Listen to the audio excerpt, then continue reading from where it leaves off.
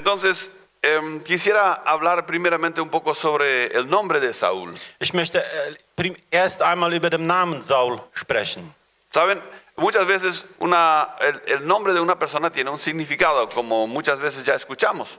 Oft hat der Name einer Person eine Bedeutung, wie wir das schon oft gehört haben. Y muchas veces el nombre de la persona no dice todo de la persona. Und oft sagt der Name auch nicht alles von dieser Person. Entonces le ponemos un apodo. Und dann geben wir ihm noch einen Beinamen, einen Spitznamen, Zunamen. Sí.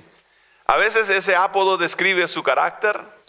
Ab und zu beschreibt dieser Spitzname seinen Charakter. Y a veces también describe una característica física de esa persona. Und ab und zu beschreibt es auch eine körperliche Eigenschaft dieser Person. Por ejemplo, a mi padre le pusieron el apodo Ñandú. Meinem Vater zum Beispiel haben sie dem Spitznamen Strauß gegeben. Y eso era porque tenía piernas largas Und das war, weil lange Füße hatte. y cuando caminaba corría rápido. Und wenn ging, dann ging sehr schnell. Y en el ambiente de Asunción, donde él trabajaba, rápidamente ligó el nombre Ñandú. Und in der Gegend von Asunción, wo arbeitete, bekam schnell den Namen Strauß. Muchas veces cuando damos un nombre a nuestros hijos pensamos en alguna característica de ellos, ¿no? Wenn wir unsere Kinder Namen geben, dann denken wir an eine Eigenschaft von ihnen. Pero muchas veces ocurre también que le damos un nombre y no tenemos ni idea qué significa ese nombre. Und oft geben wir ihnen auch Namen und wir haben nicht mal eine Idee, was dieser Name wirklich bedeutet. En la Biblia encontramos esta situación que Dios mismo da un nombre a una persona. In der Bibel finden wir diese Situation, dass Gott selber einem Namen eine Person gibt.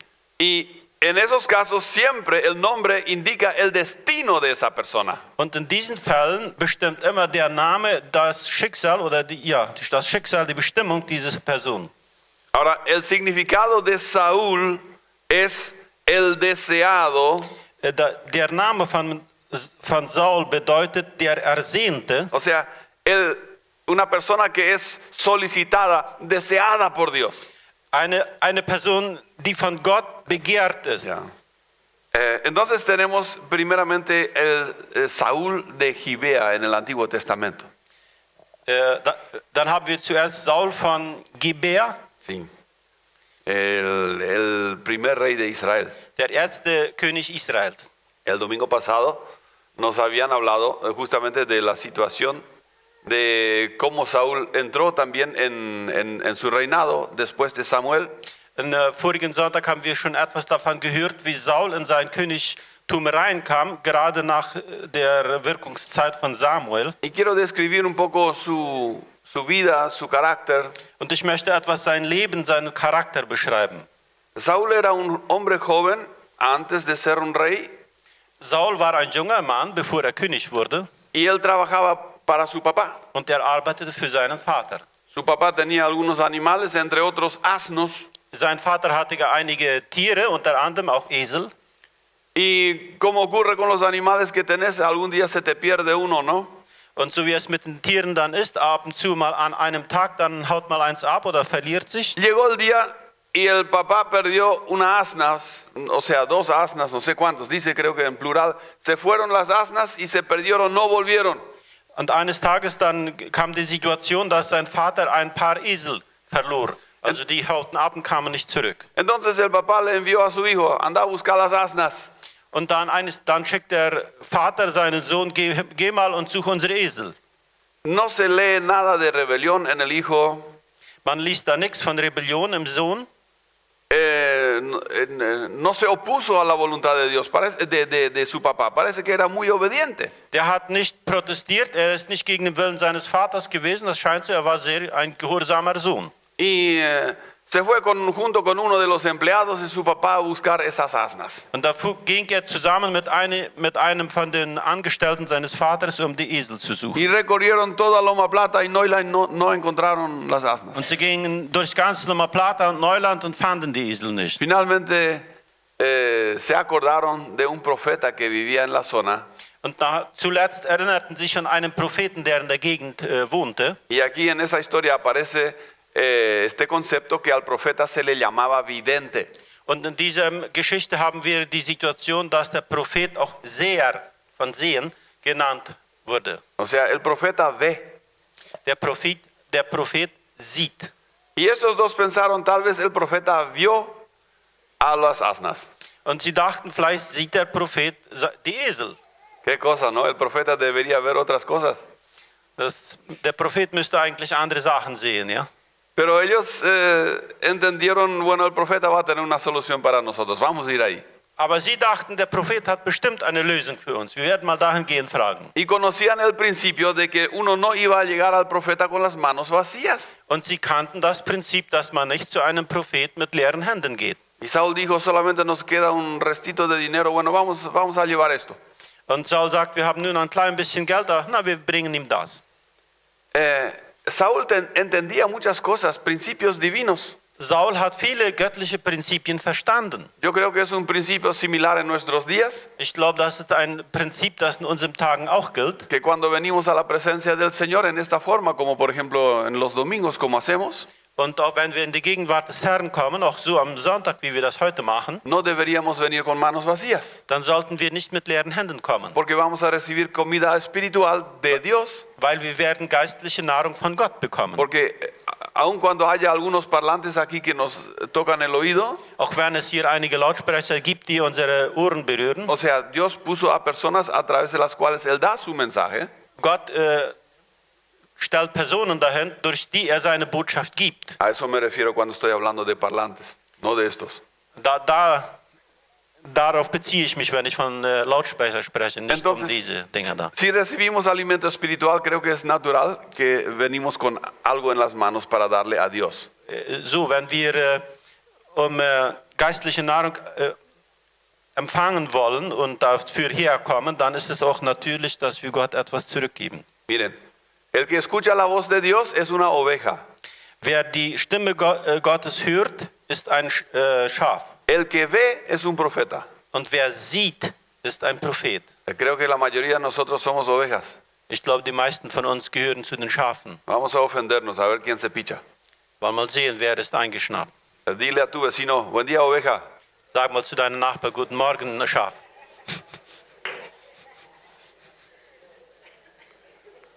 Sí, ¿dormiste bien oveja? Hast du gut geschlafen, Schaf? ¿Qué les parece el título? En vez de hermanos decimos oveja ahora. Wie gefällt euch der Titel? Anstatt Bruder, Schwester sagen wir jetzt Schaf. Saben, estas son funciones. Wisst ihr, das sind Funktionen. Ser una oveja significa ser una persona que escucha la voz de Dios. Ein Schaf zu sein heißt, das ist eine Person, die die Stimme Gottes hört. Pero no por eso te voy a llamar oveja, Ronald. Aber deshalb werde ich dir dann nicht immer Schaf sagen. Es su función escuchar, como hijo de Dios, escuchamos la voz de nuestro pastor. Das ist die Funktion. Jesus. Als Sohn, Tochter Gottes hören wir die Stimme Gottes. El profeta tiene otra función, tiene una función de ver.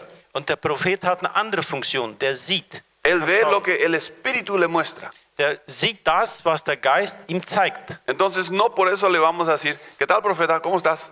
Und deshalb werden wir nicht immer sagen, guten Morgen, Prophet, wie geht es dir? Porque el día de mañana yo me olvido de llamarle profeta y él se picha. Und weil morgen dann vergesse ich ihm Prophet zu sagen und dann ist er schon eingeschnappt. No me dijo profeta y yo soy profeta. ¿Qué se cree él? Der sagt mir nicht Prophet. Was glaubt er sich? Entienden, estas son funciones, describen cómo funcionamos, no lo que somos. Das sind Funktionen. Das heißt, was wir machen und nicht, wer wir selber sind. Entonces, vemos a Saúl que se encuentra con Samuel. Dann sehen wir Saul, der mit Samuel zusammen ist. Y Samuel había recibido instrucción de Dios Und Samuel hatte Anweisungen von Gott bekommen, que iba a ungir a Saúl como el nuevo rey de Israel. und er sollte Saul zum neuen König Israels salben. Y los israelitas habían dicho, queremos un rey como los otros tienen. Und die Israeliten hatten gesagt, wir wollen einen König, wie alle anderen auch haben. Y Saúl era uno de estos tipos, como los otros, los demás. Und Saul war einer wie alle anderen auch. Pero en este momento, cuando fue ungido, tenía una sencillez. Aber in dem Moment, wo er gesalbt wurde, dann hat er eine Aufnahmefähigkeit, eine Einfachheit. Era obediente. Er war gehorsam. Estaba sometido a su papá, War seinem Vater untergeben. buscaba al profeta, Suchte den Propheten auf. era muy humilde. War sehr demütig.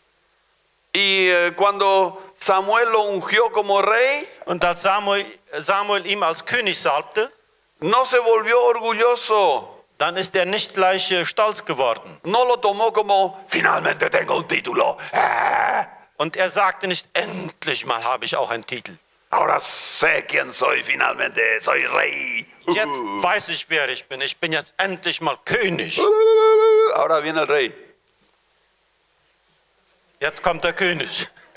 Yo sabía que esta parte sería difícil.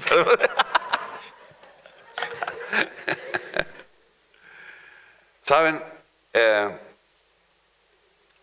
fue lo suficientemente humilde para entender que ese título no era ¿cómo se dice? Que no le daba identidad. War demütig genug, zu wissen, dass dieser Titel König ihm nicht seine Identität gab.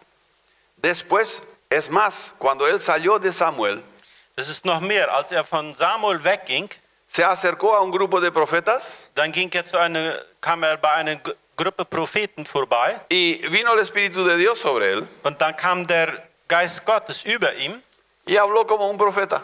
und hat gesprochen, prophezeit wie ein Prophet. Vamos a leer este texto, es muy interesante. Wir werden diesen Text lesen, das ist sehr interessant. Dice en 1 Samuel 10, el versículo 9. Vamos a leer siempre un versículo y ir traduciendo. 1. Samuel 10, Vers 9. En cuanto Saúl le dio la espalda a Samuel para irse, Dios le cambió todo su carácter y ese mismo día sucedió todo lo que Samuel le había dicho. Saul verabschiedete sich von Samuel und ging fort.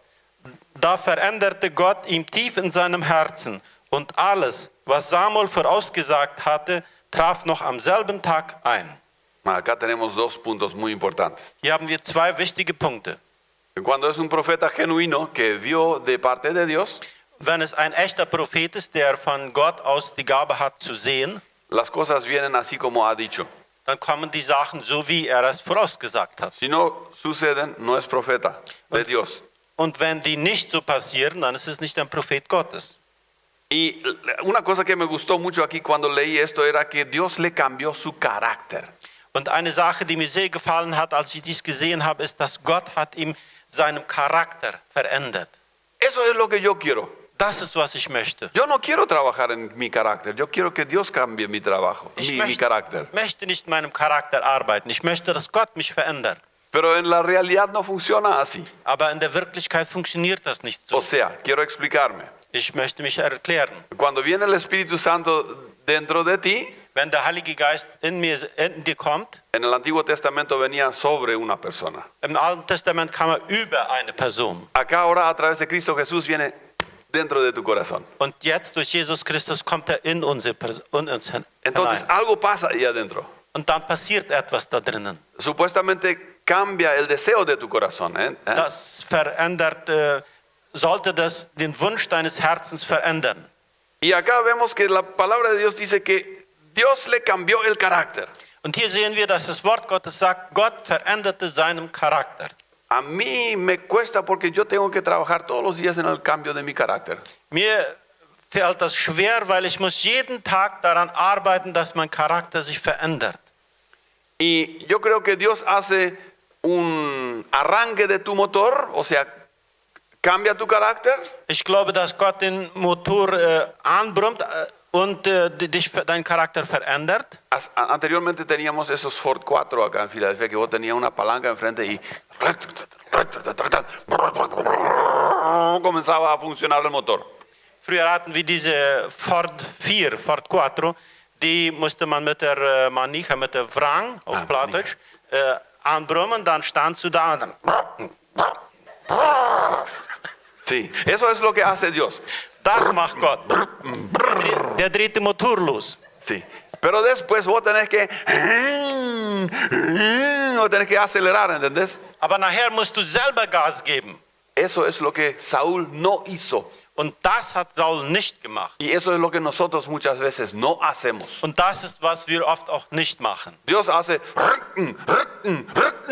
Gott startet den Motor, pero nosotros pisamos el freno. aber wir drücken nur die Bremse anstatt dem Gashebel. Inclusive apagamos el motor. Und oft machen wir ihn sogar aus. Entonces, sigue hablando de Saúl en el versículo 10, dice, al llegar a la colina, vieron que el grupo de profetas venía al encuentro de Saúl. Entonces el Espíritu de Dios vino sobre él con todo su poder y Saúl comenzó a profetizar. Als Saul und sein Knecht schließlich nach Gibea kamen, begegnete ihm eine Gruppe von Propheten. Da wurde Saul vom Geist Gottes ergriffen, so dass wie sie voller Hingabe Prophezeiungen aussprach. Me gusta más la versión castellana que dice que el Espíritu Santo vino con todo su poder sobre él. Mir gefällt die spanische Ausgabe besser, die sagt, der Heilige Geist kam mit seiner ganzen Kraft über ihn. ¿Qué significa si el Espíritu Santo viene con todo su poder sobre una persona? Was heißt das, wenn der Heilige Geist mit seiner ganzen Kraft über eine Person kommt? Bueno, ¿qué se imaginan? Was denkt ihr? Was stellt ihr euch vor? Seguramente voló 3 metros por el aire, Er flog bestimmt 3 Meter durch die Luft. Ne? se quedó en éxtasis. Er geriet in Ekstase, betete in Zungen, Habló un idioma que él ni entendió, no sé qué. sprach eine Sprache, die er selbst nicht verstand. Vio cosas que su ojo natural no vio. Er konnte sehen, was seine natürlichen Augen nicht sehen konnten. Seguramente hasta más pelos le crecían. Ja, ihm sind höchstwahrscheinlich sogar noch mehr Haare gewachsen. Vino el Espíritu Santo con todo su poder sobre él. Der Heilige Geist kam mit seiner ganzen Kraft über ihn. ¿Cuántos quieren eso? Wer will all das? Yo quiero. Ich möchte das. El problema es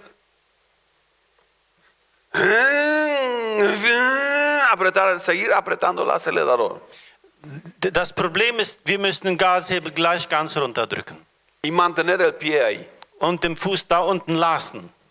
Porque cuando no hacemos eso, Denn wenn wir das nicht machen, el freno, dann bremst das y vamos a tener una experiencia en nuestra vida. und da werden wir eine sehr gute Erfahrung in unserem Leben haben. Y decimos, sí, hace 30 años yo tuve una experiencia maravillosa con el Espíritu Santo, aleluya. Und dann sagen wir, ja, vor 30 Jahren, da hatte ich eine wunderbare Erfahrung mit dem Heiligen Geist. Das war so schön, Halleluja. Pero ahora o para ahí, Aber jetzt ist alles verlaufen. no pasa nada. Jetzt passiert nichts mehr. Parece que Dios no me escucha. Es scheint so, als ob Gott mich nicht hört. Todo tengo que hacer con mi propia fuerza. Ich muss alles aus eigener Kraft machen. El único problema es que yo tengo el pie sobre el freno Das einzige Problem ist, dass ich den Fuß auf der Bremse habe y no sobre el acelerador. und nicht auf dem Gashebel. Entre freno y acelerador hay solamente 15 centímetros. Zwischen der Bremse und dem Gashebel sind nur 15 Zentimeter. No es gran cosa, pero hace una gran diferencia. Das ist nicht weit, aber das macht einen sehr großen Unterschied. Entonces Saúl comenzó a profetizar inclusive. Und Saul fängt sogar an zu prophezeien. Y Saúl podría haber creído, bueno, ahora soy rey, el Espíritu Santo construyó su nido sobre mi cabeza, aleluya. Saul hatte denken können, so jetzt bin ich König und der Heilige Geist hat sein Nest auf meinen Kopf gebaut. Sin embargo, leemos en el versículo 11, y cuando todos los que lo conocían lo vieron profetizar junto con otros profetas, se preguntaron unos a otros, ¿qué le pasa al hijo de Cis? ¿Acaso también es profeta? Als Saul und sein Knecht schließlich nach Gibea kamen, begegnete ihm eine Gruppe von Propheten. Da wurde Saul vom Geist Gottes ergriffen, so dass wie sie voller Hingabe Prophezeiungen aussprach. Einer der Herumstreunenden antwortete, gehört Saul auch zu den Propheten? El versículo 12 dice, y quiero que me traduzcas así como está en el castellano aquí. Uno de los que estaban ahí parados y viendo todo, uno del público, ¿verdad? Dijo, o sea, ¿qué le pasa al hijo de Cis? ¿Acaso también es profeta? Y dice uno de los que le estaban mirando, hoy cualquiera es profeta. Die sagten, all die da rumstanden, da war da einer, der sagte, weißt du was, heutigen Tag ist irgendwer ein Prophet. O sea, estos son los días en los cuales estamos viviendo. Hoy en día, Sind die Tage, in denen wir heute leben. yo soy cualquiera, tú eres cualquiera. Somos gente de la muchedumbre. Wir sind irgendwer. Wir sind Menschen aus der Maße. Dios derramó su espíritu sobre toda la carne. Gott hat seinen Geist über alles Fleisch ausgegossen. Y si tenemos un encontronazo con el Espíritu Santo, cualquiera de nosotros es profeta. Und wenn wir eine Begegnung, eine echte Begegnung mit dem Heiligen Geist haben, dann ist irgendwer von uns ein Prophet. Entonces es importante encontrar el acelerador. Und dann ist es sehr wichtig, den Gashebel zu finden. Entonces seguir viniendo a las reuniones de la iglesia. Und weiterhin zu den Versammlungen der Kirche zu kommen. Buscar al Señor de todo corazón. Dem Herrn von ganzem Herzen zu suchen. Serle obediente. Ihm zu gehorchen. Darle gracias en todo. Ihm für alles danken. Mantener el pie derecho sobre el acelerador a fondo. Und dem rechten Fuß auf den Gashebel zu halten. Und zwar da ganz unten. Aquí vemos a Saúl que después de esta experiencia volvió a su casa. Und Samuel ging nach dieser Erfahrung zu Hause zurück zu seinem Haus. Y un tiempo después, Samuel se decide a ungirlo públicamente como rey de Israel. Und einige Zeit später entscheidet sich Saul öffentlich als König zu salben. Pero Saúl era muy tímido. Aber Saul war sehr schüchtern. No, yo no puedo hablar con micrófono. Nein, ich kann nicht mit Mikrofon sprechen. Hay muchas luces ahí enfrente, me confunde todo. Es gibt hier sehr viel Licht, die zerstreuen mich sehr. Yo tengo vergüenza. Ich schäme mich, wenn ich da vorne Entonces bin. él se fue a esconderse allá entre los coches en el monte. Und dann ging er dort und zwischen den Autos im Busch sich versteckte sich. Pero Samuel oró y buscaron por la guía del Espíritu Santo. Aber Samuel betete und durch die Leitung des Heiligen Geistes, Se dieron cuenta dónde estaba Saúl. da merkten sie, wo Saul war. Entonces le sacaron a Saúl Und dann haben sie Saul da rausgeholt y públicamente fue ungido como rey de Israel. und öffentlich wurde er als König über Israel gesalbt. Entonces él nuevamente volvió a su casa y comenzó a trabajar la tierra en la cual él vivía. Und dann ging er wieder nach Hause und fing an, auf der Erde zu arbeiten, auf dem Feld, das er hatte und wo er lebte. Siguió viviendo el modelo que conocía de los jueces. Er lebte so weiter nach dem Modell, wie er die Richter gesehen hatten, dass sie machten. Porque los jueces entraron en acción solamente cuando hacía falta. Weil die Richter, die kamen in Aktion nur, wenn ein Notfall da war, nur wenn es fehlte. Vemos que Saúl era un hijo bien educado, Wir sehen, dass Saul ein gut erzogener Sohn war. bien obediente a sus padres. Er war gehorsam seinen Eltern gegenüber. Era benevolento con sus padres. Er war wohlwollend mit seinen Eltern.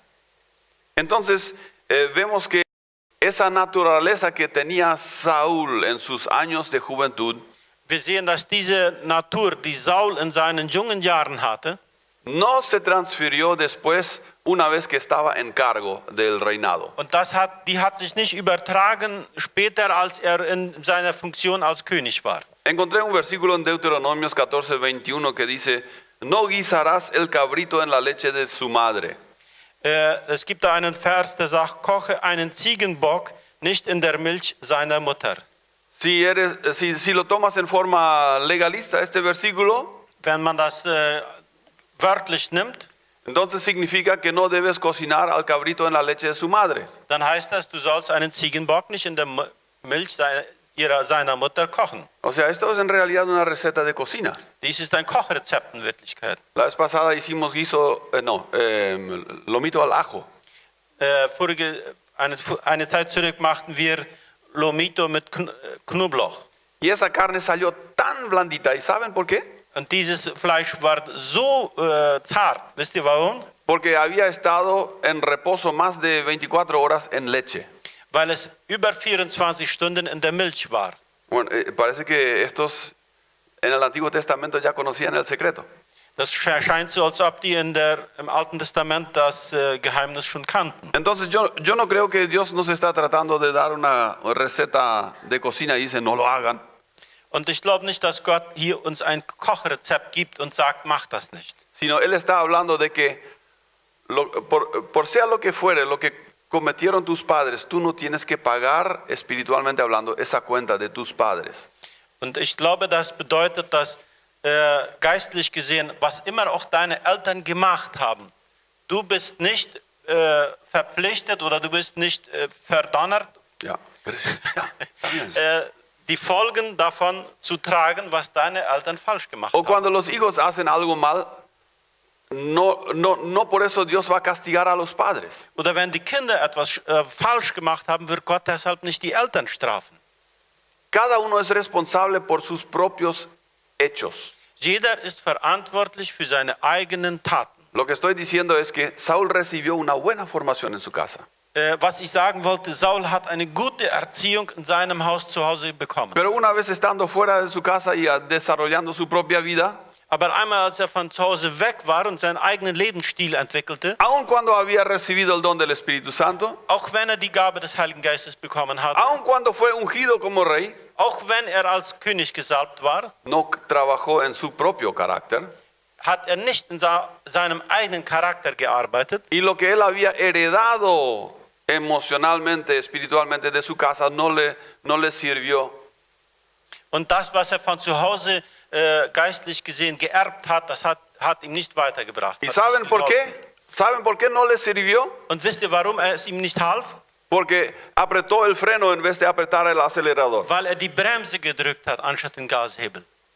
Tú puedes tener el mejor hogar que hay en esta tierra. Du kannst die beste Familie, das beste Zuhause haben, was es hier auf der Erde gibt. Si no te metes a full con Dios, Wenn du dich nicht ganz Gott hingibst, entonces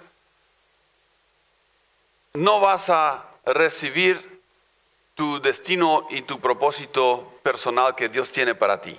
dann wirst du nicht die Bestimmung und die Absicht bekommen, die Gott mit dir und für dein Leben hat. Con otras palabras, Dios no tiene nietos. Mit anderen Worten, Gott hat keine Enkel. Dios solamente tiene hijos. Gott hat nur Kinder. Samuel era un hijo de Dios. Samuel war ein Kind Gottes. Sus hijos, sus propios hijos, perdieron su chance. Seine eigenen Söhne verloren ihre Chance, Porque no apretaron el acelerador, sino el freno. weil sie nicht den Gashebel drückten, sondern die Bremse. Y Saúl él mismo recibió unción, Und Saul genauso, der bekam die Salbung apretó el freno por el resto de sus vidas. und im Rest von seinem Leben stand er nur auf der Bremse. Saúl era el antecesor del gran rey David. Saul war der Vorläufer des großen Königs David. Y me pregunto, ¿qué es lo que pasa en el corazón de un hombre ungido Und ich frage mich, was passiert im Herzen eines gesalbten Mannes, que después de experimentar todo lo que le pasó, und nachdem der all das erfahren hat, was er erfahren hat, después que el Espíritu Santo venga con todo su poder sobre su vida, nachdem der Heilige Geist mit seiner ganzen Kraft in seinem Leben kam, de repente se vuelve arrogante, auf einmal wird er sehr stolz, de repente se vuelve orgulloso e independiente. dann wird er ganz unabhängig und eigensinnig. ¿Qué es lo que pasa? ¿Cómo sucede eso en el corazón? Was passiert da? Was passiert im Herzen? Vamos a observar por un momento más la vida de Saúl. Wir wollen noch etwas mehr das Leben von König Saul betrachten. Vemos que a pesar de todo, él nunca tuvo una relación personal con Dios. Wir sehen, dass trotz all diesem er niemals eine wirklich persönliche Beziehung mit Gott hatte. Creo que hay un gráfico de Saúl ahí. ¿Sí? Este es Saúl, Saúl de Gibea, Das ist Saul von Gibea, churro. ein schöner. ¿Sí? La vida espiritual de Saúl funcionaba a través de Samuel. Das geistliche Leben von Saul funktionierte über Samuel. Muchas veces nuestra vida espiritual funciona a través de nuestra mamá. Sehr oft funktioniert unser geistliches Leben über unsere Mutter. Algo anda mal en tu vida, le llamas a tu mamá y dices, mamá, ora por mí, que me va mal. Wenn es mir schlecht geht, dann rufe ich die Mutter an und sage, Mama, bete für mich, mir geht sehr schlecht. Le pones el apodo a tu mamá, Samuela. Du gibst deiner Mutter den Namen Frau Samuel. Muchas veces dependemos de otro cristiano que es más fuerte que nosotros. Por un momento tal vez no sea mal, pero tenemos que independizarnos y tener nuestra propia relación con Dios. Oft hängen wir von einem Christen ab, der stärker und besser ist als wir. Und das ist am Anfang vielleicht auch gut, aber wir müssen dahin kommen, dass wir unsere eigene persönliche Beziehung mit Gott haben. Vemos en Saúl también que él no siguió trabajando en su carácter, aun cuando Dios había cambiado su carácter. Und wir sehen, dass Saul nicht weiter an seinem Charakter arbeitete, auch wenn Gott ihn verändert hatte. Una vez planté una plantita en casa, Einmal habe ich eine Pflanze zu Hause gepflanzt. nunca más la regué, Ich habe die nie mehr gegossen. nunca le puse veneno, Ich habe die niemals gegiftet. nunca moví la tierra Ich habe niemals gelockert. y en menos de una semana Und in weniger als eine Woche war die tot. la misma cosa es espiritualmente. Dasselbe passiert geistlich. Dios viene con todo su poder sobre tu vida, Gott kommt mit seiner ganzen Kraft über dein Leben. levantas todos los pelos que tienes por piel de gallina. Du hast Gänsehaut und dir stehen alle Haare zu Berge. Señor, me siento tan amado por ti. Herr, ich fühle mich so geliebt von dir. Y lloras 1 kilo. Und du weinst vor dem Herrn, so gut geht dir das, Y, so wohl fühlst du dich. el día lunes no haces nada con tu relación con Dios. Und Montag machst du nichts mit deiner Beziehung mit Gott. No le regas a tu plantita, Du gießt deine Pflanze nicht, no le remueves la tierra. du lockerst sie nicht. Ves que tiene pulgas, pero tú no haces nada que se vea la planta. Du siehst, die hat Läuse, aber du machst nichts mit der Pflanze, soll dich selbst wissen. Y tu vida espiritual después de una semana, Und dein geistliches Leben nach einer Woche tot. les conté la vez pasada, yo me bauticé con 16 años y yo pensé que el bautismo iba a cambiar mi vida. Ich habe mich mit 16 taufen gelassen und ich dachte, die Taufe würde mein Leben verändern. Y no cambió mi vida. Und die Taufe hat mein Leben nicht verändert, Porque yo no me enganché con Dios. weil ich nicht mit Gott eingehackt habe. No era el problema del agua, no es porque el agua estaba muy fría. Das war nicht das Problem von Wasser, nicht, dass das Wasser zu kalt war. Era mi problema. Das war mein Problem. Entonces, vemos también que Saúl comenzó a hacer decisiones estúpidas. Saul fing an, dumme Entscheidungen zu treffen. Cuando tuviste alguna vez el espíritu de sabiduría, Wenn du einmal den Geist der Weisheit hattest, no significa que estás condenado a ese espíritu, ¿entiendes? das heißt nicht, dass du verurteilt bist, diesem Geist immer zu folgen. Lo que tú tienes puedes perder, Was du hast, kannst du verlieren. por eso debes cultivarlo. Deshalb musst du das pflegen. Por eso debes apretar el acelerador y no el freno. Deshalb musst du den Gashebel drücken und nicht die Bremse. ¿Por qué hizo esas decisiones estúpidas? Warum hat er diese dumme Entscheidungen gemacht? Porque Saúl pensó solamente en su propio beneficio. Weil Saul nur in seinem eigenen Vorteil dachte. ¿Qué van a pensar la gente de mí si yo hago esto? Was werden die Leute denken, wenn ich das mache? Si yo no hago esto y lo otro, entonces alguien me va a querer pegarme. Wenn ich nicht das und das und das mache, dann werden die mich schlagen wollen. A mí no me conviene esta decisión, voy a hacer otra cosa. Das bekommt mir nicht, wenn ich mich so entscheide. Ich mache lieber das andere. Además, yo soy rey, ¿qué me importan los demás? Außerdem, ich bin ja König. Was gehen mich die anderen Leute an? Saben, Saúl era un hombre de Gibea Saul war ein Mann aus Gibea y era lo que el mundo religioso piensa como debería ser un cristiano. und der war das, was die Welt denkt, wie ein Christ sein müsste. La Biblia lo describe como una persona que era una cabeza más alta que los demás. Und die Bibel beschreibt ihn als ein Kopf höher als der Rest der Menschen. Y nosotros queremos conocer a un cristiano que sea Superman, ¿no? Und wir wollen einen Christen kennenlernen, der Superman ist. Queremos que nuestro pastor no tenga errores. Wir wollen, dass unser Pastor keine Fehler hat. Que las veces que él ora por mí, me sano. Und dass, wenn immer er für mich betet, bin ich gesund. El pastor nunca debe estar enfermo, Der Pastor soll nie krank sein, nunca debe tener dudas, der soll nie zweifeln, nunca debe decir algo indebido. er soll niemals etwas sagen, was man nicht sagt. Y cuando le pone la mano a alguien, ¡boom!, tiene que ir al suelo. Und wenn er die Hand auflegt, dann soll er gleich platt liegen. Bueno, no está mal si esas cosas ocurren. Das ist nicht schlecht, wenn das passiert. Pero si no ocurre, ¿qué pasa con el pastor? Aber wenn es nicht passiert, was ist dann mit dem Pastor? ¿O con tu profeta preferido? Oder mit deinem Lieblingspropheten? Esa es la pregunta. Das ¿Tu ist die relación Frage. con Jesús es Eine- a través de tu propia relación con Él o a través de otra persona? Deine Beziehung mit Jesus ist durch deine eigene Beziehung oder durch eine eigene Person. Wie ist das? Como cristianos tenemos un ídolo de cristiano como debería ser un cristiano de verdad. Als Christen haben wir ein Bild, ein Vorbild, wie ein Christ wirklich sein sollte. Pero en la Biblia vas a encontrar muy pocos Supermanes. Aber in der Bibel wirst du sehr wenige Supermans finden. Hay un Superman, se llama Jesucristo. Es gibt einen Superman, der heißt Jesus Christus. No falló en nada, Der hat nie gefehlt. pero siempre era humilde, sencillo, así como War immer demütig, einfach und Dios el Padre quería que sea un hijo.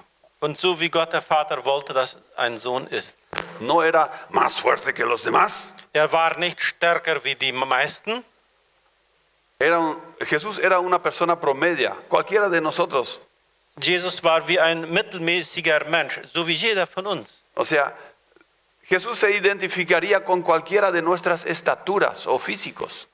Jesus würde sich mit irgendeinem von uns identifizieren, nach seinem Körper und seiner Größe. Era humilde.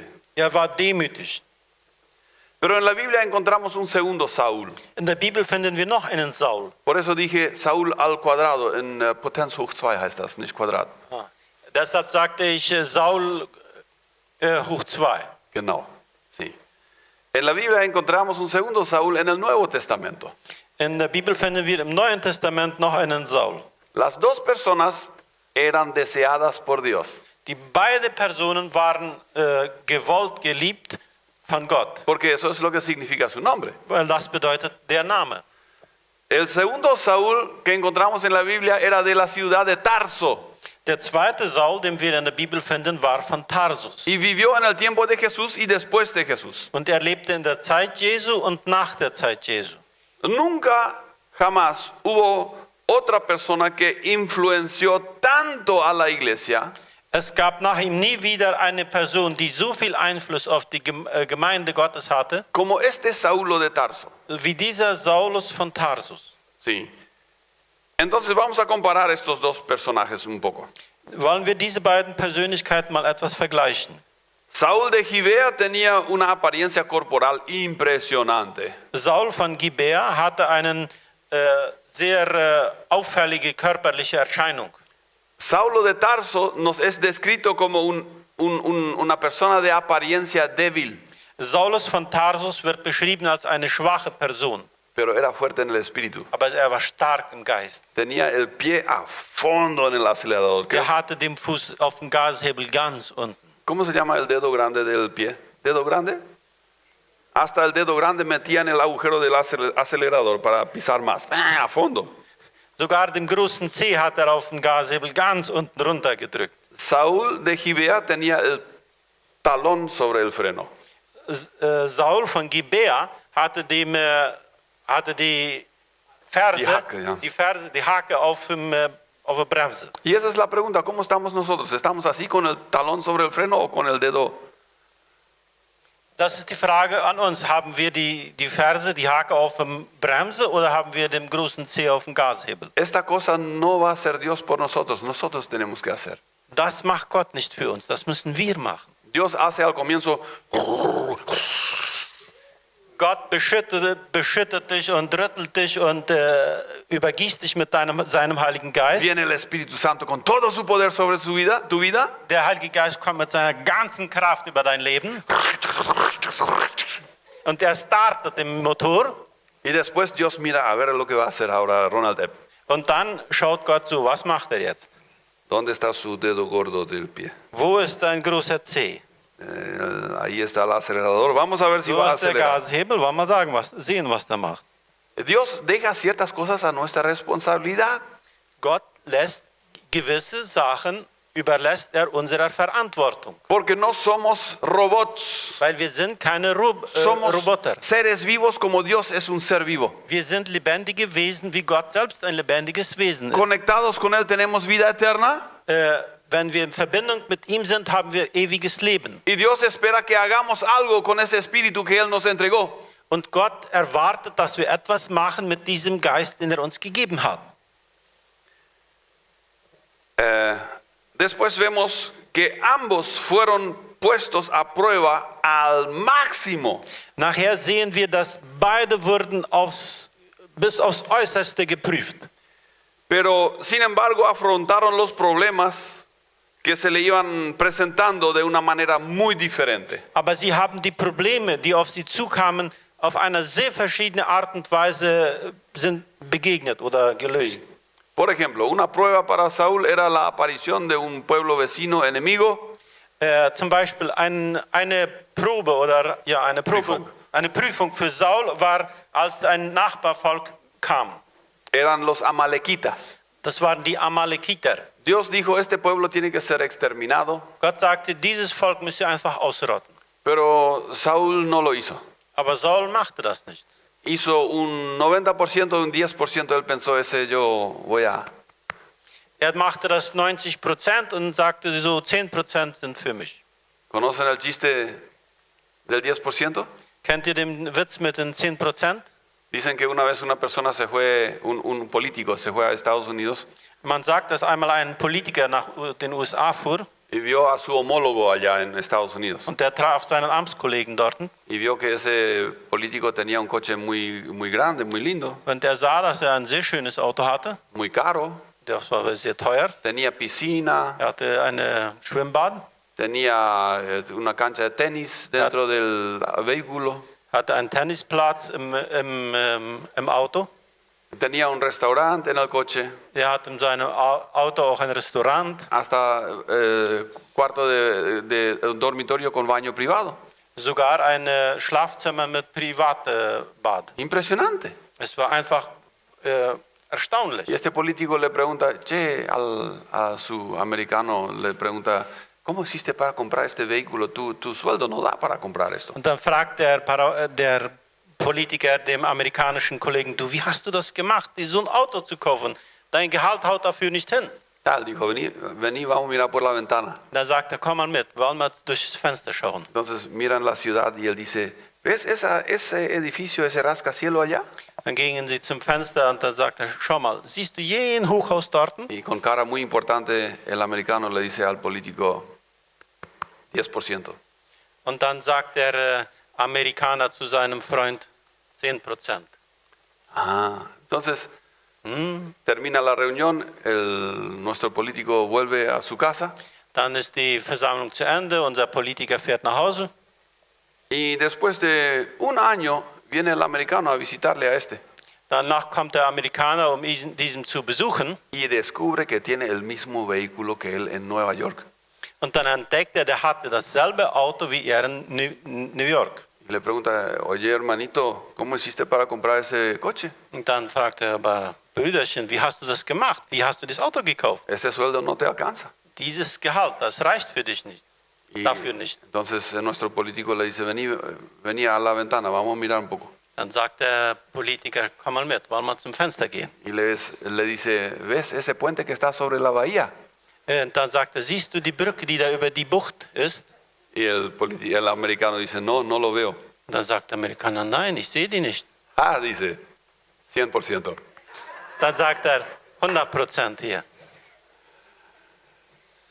Qué cosa. Así era Saúl. So war Saul. No era obediente completamente. Der war nicht komplett gehorsam. Quería guardar una parte para él, Er 10%. wollte einen Prozentsatz für sich halten. Quería un recuerdo de esa guerra y le perdonó la vida al rey. Er wollte eine Erinnerung an diesen Krieg und dann hat er dem König das Leben geschenkt. Y como no tenían heladera y congelador, no mataron a todos los animales, sino iban a guardarlos y de a poco iban a comer milanesa, ¿no? Und weil er keinen Eisschrank und keinen Tiefkühler hatte, hat er nicht alle Tiere getötet, sondern hat die mitgebracht und nach würden sie dann so Milanesa machen. Saúl se decidió a ser desobediente a la palabra de Dios. Saul hat sich entschlossen, dem Wort Gottes ungehorsam zu Y sein. por eso perdió su unción Deshalb hat er seine Salbung verloren. y al final de cuentas perdió su reinado. Und zu guter Letzt hat er auch das Königreich verloren. Dios lo desechó, Gott hat ihm verworfen, porque no le sirvió. weil er ihm nicht diente. Ahora en comparación con nuestro Saulo de Tarso, Aber im Vergleich mit unserem Saulus von Tarsus, Saúl venía con un cierto estatus religioso cuando conoció a Jesús. Saul kam mit einem gewissen religiösen Status, als er Jesus kennenlernte. Saulo de Tarso no era Saulo de Gibea, que era un don nadie. Saulus von Tarsus war nicht wie Saul von Gibea, der einfach einer wie alle anderen, ein Unbekannter war. Saulo de Tarso era un teólogo, Saulus von Tarsus war ein Theologe. era un fanático de su tradición. Der war fanatisch für seine Tradition. Pero cuando tuvo un encuentro personal con Dios, Aber als er eine persönliche Begegnung mit Gott hatte, cuando Dios le hizo, als Gott ihn überschüttete und ihm startete, fue transformada su vida. dann wurde sein Leben verändert. Y Saulo de Tarso dice, ahora yo sé dónde está el acelerador. Und dann sagte Saul von Tarsus, jetzt weiß ich, wo der Gashebel ist. Saulo de Gibea toda su vida buscó el acelerador, nunca lo encontró. Saul von Gibea hat das Leben lang den Gashebel gesucht und ihn nie gefunden. Pero una vez que Saulo de Tarso dijo, ahora veo, Aber als Saulus von Tarsus sagte, jetzt sehe ich das. ahora que soy profeta, Jetzt, wo ich Prophet bin, ahora que el Espíritu Santo vino sobre mí, jetzt, wo der Heilige Geist über mich gekommen ist, finalmente tengo la dirección en mi vida. endlich habe ich die Richtung in meinem ¿Dónde Leben. está el acelerador? Acá está. Wo ist der Gashebel? Metió Runter el damit. dedo gordo hasta el fondo en el Bis- agujero del acelerador Bis zum letzten Winkel runterdrückte er ihm. y obedeció a Dios. Und er hat Gott gehorcht. Volvamos al primer Saúl. Wir gehen zurück zum ersten Saul. El primer Saúl no permitió que él fuera reemplazado por un sucesor. Der erste Saul ließ nicht zu, dass er durch einen Nachfolger ersetzt wurde. Nunca permitió que el amor de Dios invadiera su corazón. Er hat niemals zugelassen, dass die Liebe Gottes sein Herz erfüllte, Porque no era humilde. weil er nicht demütig war. Saulo de Tarso, una vez cuando Dios dijo, Saulus von Tarsus, einmal als Gott ihn berührte, begegnete, él se retiró en una pequeña iglesia de Antioquía. dann hat er sich zurückgezogen in eine kleine Kirche in Antiochien. Se cree que entre 7 o 14 años Man desapareció prácticamente. Man glaubt, dass zwischen 7 und 14 Jahren ist er praktisch von der Bildfläche verschwunden. ¿Y por qué eso? Und warum das? Para aprender más del Señor.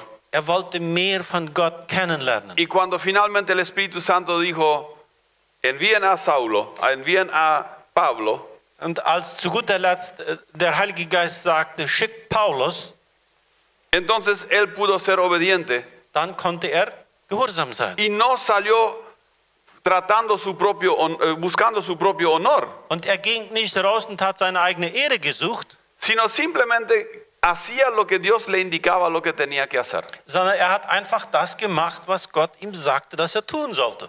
En Gálatas 2:20 habla de esto. Dice, Saulo de Tarso dijo, pero con Cristo estoy juntamente crucificado y ya no vivo yo, sino que Cristo vive en mí.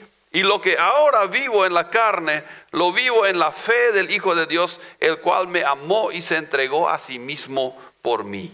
In Galater 2, Vers 20 heißt, Saul von Tarsus sagte, darum lebe nicht mehr ich, sondern Christus lebt in mir. Mein vergängliches Leben auf dieser Erde lebe ich im Glauben an Jesus Christus, den Sohn Gottes, der mich geliebt und sein Leben für mich gegeben hat.